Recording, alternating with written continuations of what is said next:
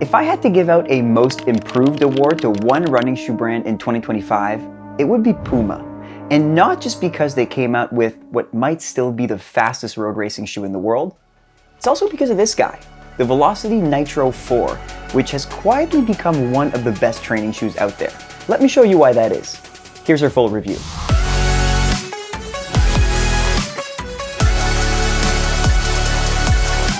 Every now and then, a running shoe brand just nails the assignment and produces a very good daily trainer. I think lately New Balance has done that with the Rebel V5, and Brooks has done that too with the Glycerin 22.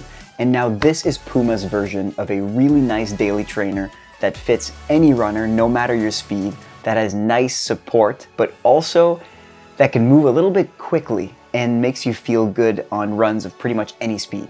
What I mean is that it's nice and cushioned enough for a recovery run, but still fast enough to help you throw down a good workout. It's kind of like the Swiss Army knife of running shoes. Now, that doesn't happen by accident. The Velocity NITRO 4 feels so good at a bunch of different speeds because its entire midsoles, just like the other two shoes that I mentioned, is made out of a special, light and responsive kind of foam. We call it supercritical foam. Now, previous versions of this shoe also had this supercritical foam. Puma calls it nitro foam, but only part of the midsole was made out of it. This is the first version that has its entire midsole made out of this light and responsive foam. It helps the shoe be half an ounce lighter, which is good, and also just way more responsive off the ground. Now, the drawback of buying a shoe with slightly fancier foam than usual is that the cost is usually jacked up, but not really in this case. The Velocity NITRO 4 was surprisingly cheap, especially considering that this shoe is not a one-trick pony. It's not just the foam that's been improved. It has a new upper that's slightly lighter and more breathable, and then underneath is a really good tread. Now, I'll admit that as a shoe reviewer, I've neglected tread a little bit when I'm reviewing road shoes because we typically review things for speed and midsoles, and the tread, when you're mostly running on pavement, ends up not being all that important, if I'm being honest. But if you live somewhere where there's a lot of snow and a lot of ice, and really here in Toronto that's the case, you'll want something that has a little bit more grip underneath. The problem with grip often is that it makes the shoe heavy, but I think Puma struck a really good balance here. There's a significant amount of grip here, but the grip is quite thin. As far as grip goes, this is one of the best profiles that I've seen out of a daily trainer. That isn't a trail shoe. So on paper, the Velocity NITRO 4 seemed like a quite high-tech 2025 style running shoe, and that made me excited. But before trying it on, two things gave me pause. One was how flexible the shoe is. You can twist it quite easily, which you don't see very much in running shoes anymore. They typically are built a lot sturdier now to withstand more kilometers, and just this type of flexibility made me wonder if the shoe would soon disintegrate after wearing it a little bit. And the second part was that I started realizing why I think this shoe is so flexible. It started to remind me of a gym shoe or a workout shoe. And then I saw that Puma had this type of crossover partnership in releasing their Velocity NITRO 4 with Hyrox, which is the hybrid athlete competition of running a mile and then doing a weight exercise. And no shade to Hyrox, I haven't done one and I'm sure it's very hard, but I tend to be skeptical when a shoe is marketed for anything other than pure running. Like someone comes to me and says, "Oh, this shoe's great for running and also for tennis." It really means the shoe's not good for running and also not good for tennis, right? Your shoes need to be specific. And so that gave me a little bit of pause. But then I realized there is a lot of running in Hyrox, and maybe Puma's just doing it because it's very popular.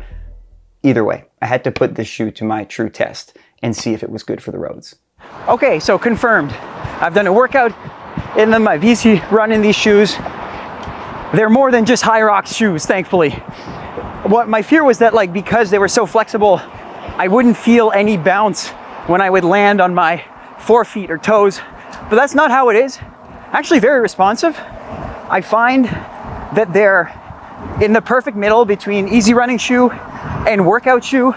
They are as advertised. I'm actually quite pleased with them. My one piece of criticism is that they're a tightly fitting shoe. They're not short. They're just they're tight around the foot. I don't have to tie them that tightly, and already I feel them hugging both my feet. Yeah, not necessarily a bad thing, Some people might like that anchoring inside, but I don't think you should buy a size up for sure. And if you have wide feet, maybe consider getting a double E, but the responsiveness is great. So let's rate the Puma Velocity Nitro 4, starting as always with design.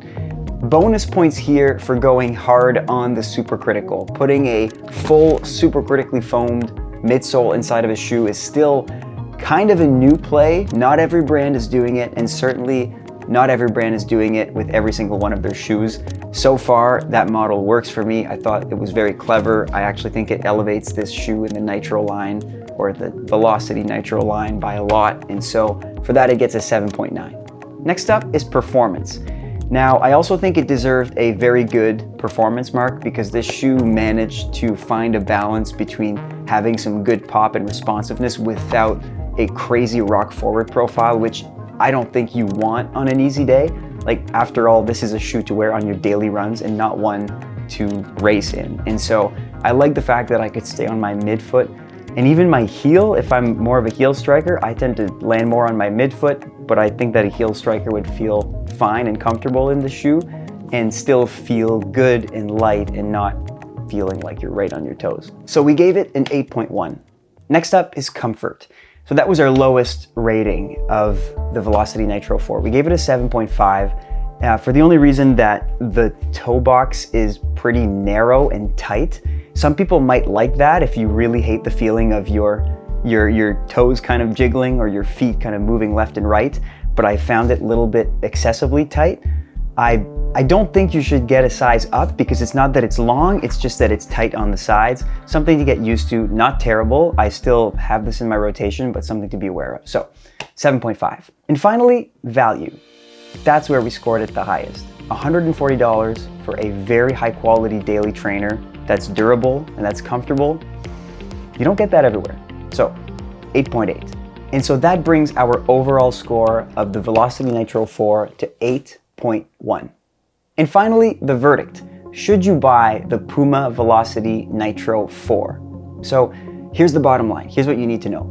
This shoe is part of a small new category of easy running shoes that are completely made with that supercritical foam, that light, bouncy type of foam. The Rebel and the Glycerin 22, there's a reason I keep bringing these shoes up. They're kind of made in the same way.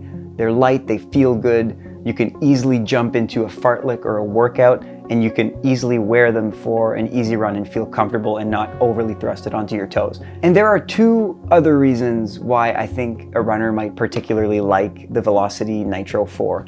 One of them I mentioned is tread. If tread matters to you and you still want a shoe that's not a full-blown trail shoe and that's big, clunky, and slow, this is a great option. It's got more grip than pretty much any road shoe that I own. And you might also like the shoe in particular if you are a heel striker. The heel to toe drop is a little bit steeper than usual. Most shoes have an 8mm drop now or less. This one here is a 10mm drop, which may just offer you a better angle and support if you tend to land on your heel. Then there's another side to this too. You might want to avoid this shoe if you tend to land on your forefoot because that drop might just feel a little bit awkward and weird.